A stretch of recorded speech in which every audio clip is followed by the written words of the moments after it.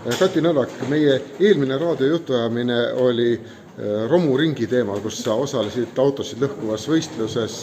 Tänane intervjuu tuleb vallavanemana, kas järgmine on president või kosmonaut? Ma arvan, et järgmisena on Kati Nõlvak, Türi valla kodanik, kes teeb kõik selle heaks, et meil läheks kõigil siin paremini.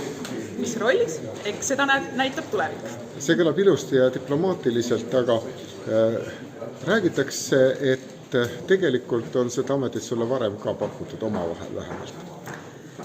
Jah, on pakutud ja ma tunnistan, et ma keeldusin, sellepärast, et mul on üsna kõrged kvaliteedinõudmised ja eriti kõrged on need minule endale. Ja tänaseks, nähes juba pea aasta otsa, kuidas siis vallavalitsus seesmiselt töötab, siis nii nagu ma tegelikult oma kõnes juba enne ütlesin, minu haridus.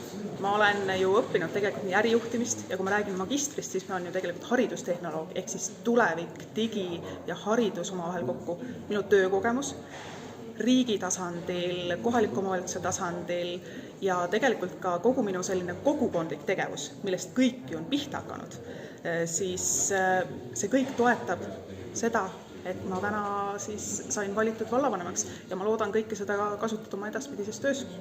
See ei ole ainult Türi vallaga jutu, see on praegu väga paljusti omavalitsustega üle Eestimaa, et ühel hetkel ollakse kukutud omavalitsemisega nagu tööstusliku tsentrifuugi sisse ja koordineerimine on äärmiselt keeruline. Kas sa arvad, et sul õnnestub Türil see tsentrifuug peatada?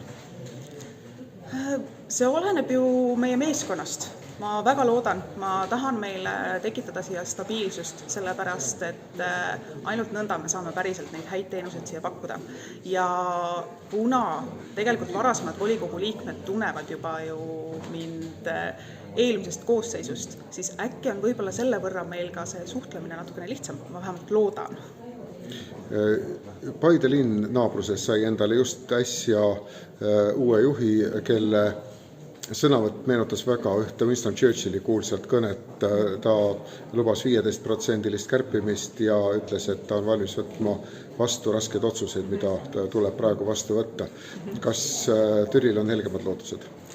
Türil on tõepoolest helgemad lootused ja kui me võtsime enam-vähem aasta tagasi ju tegelikult selle valla juhtimise üle, siis meil anti üle eelarve, mis oli 2 miljoniga miinuses. Me pidime seda päris korralikult hakkama siis juba tol momendil kärpima, natukene kokku võtma, parandusi seal tegema, siis tänu sellele me oleme tegelikult olnud terve selle aasta jooksul üsna konservatiivsed ja täna me ei ole sellises olukorras, et me peaksime nüüd meeletult kärpima. Tegelikult on ette näha, et me äkki saame isegi natukene näiteks koolides ja lasteaedades ja ka näiteks Väätsa eakate kodus palka võib-olla isegi ka tõsta. Seega meil on täna parem seis, aga tänu sellele, et me oleme käitunud meie eelarvega vastutustundlikult ja üsna konservatiivselt siiamaani. Vaatame natuke tulevikku. 3 aastat on tegelikult päris pikk aeg. Mis saab olema näiteks see objekt, mille puhul võib-olla 20 aasta pärast inimesed jalutavad mööda ja teadjad ütlevad, et see pandi siis püsti, kui Kati Nõlvak oli meil vallavanem? Täna on ju see moment, et meil on ehitatud juba Türi põhikool, meil on spordihoone, meil on tervisekeskus, siis meil on ju Väätsal ehitatud eakate kodu, ehk siis meil ehitamisi on nii palju juba täna olnud. Selle jutu peale võib juhtuda, et Tehisaare vanake laseb veed valla. Ehk siis tegelikult on seda ehitamist hästi palju. Valmis ei ole. Nüüd on see koht, kus oleks vaja sisusse rohkem tähelepanu pöörata.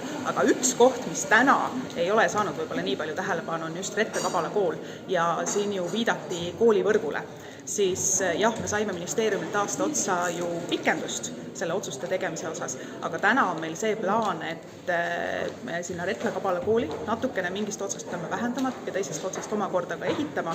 Seega see on kindlasti üks koht. Ja teine, et meil on siin täna juba volikogu saalis mitu korda läbi käinud arhitektuurivõistlus, siis küll oma rahadega me seda ehitada ei suuda, aga terendab väikene võimalus, et meil on võimalik siiski natukene siia finantsilist tuge saada ja ma väga loodan, et see arhitektuurivõistluse tulemusi me saame päriselt ka rakendada ja kui pärast meie inimesed jalutavad mööda keskväljakut, siis see sai tehtud siis, kui Kati Nõlvak oli vallavanem. Aga me teeme seda meeskonnaga, mitte mina üksinda, see on meeskonnatöö. See on hea plaan, jõudu! Aitäh!